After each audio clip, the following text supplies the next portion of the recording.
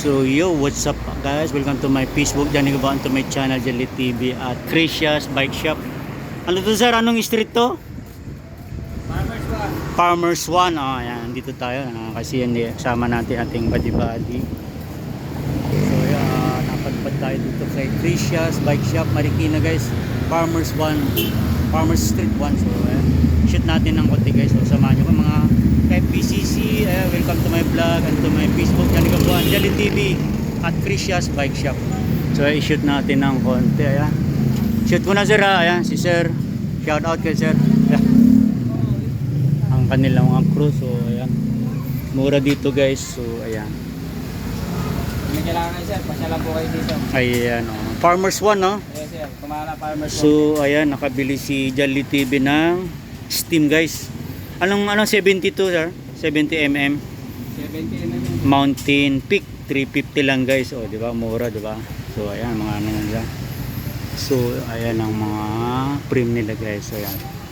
Mga pang mountain bike, Shimano, ayan. Meron sila, kompleto sila. So yung kanilang latag daw is ano na no? Cancel na ba yung mga latag natin, ma'am? Pinaprocess pa guys. So maraming natutulungan si Boss Crisia's. So isa na ako doon. So nakapasyal ako dito. Ayan ang kanilang mga Shimano guys. Ayan. Yung hanap ko na FD is wala silang stock, 105. So ayan.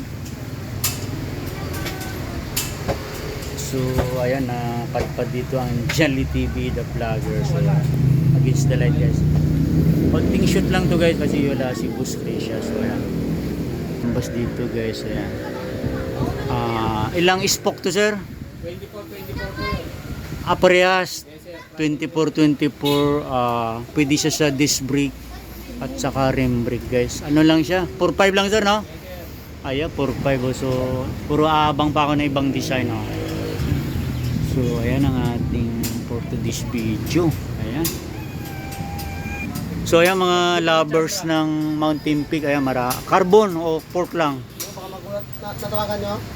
Ayan, carbon yung mga ano nila dyan, S-Works, Specialized. Ito.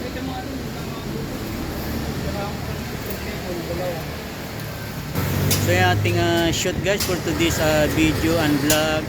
Pakalimutang i-follow ang ating Johnny Gamboa sa Facebook Jelly TV, ating YouTube channel. Andito tayo sa Crisia's Bike Shop.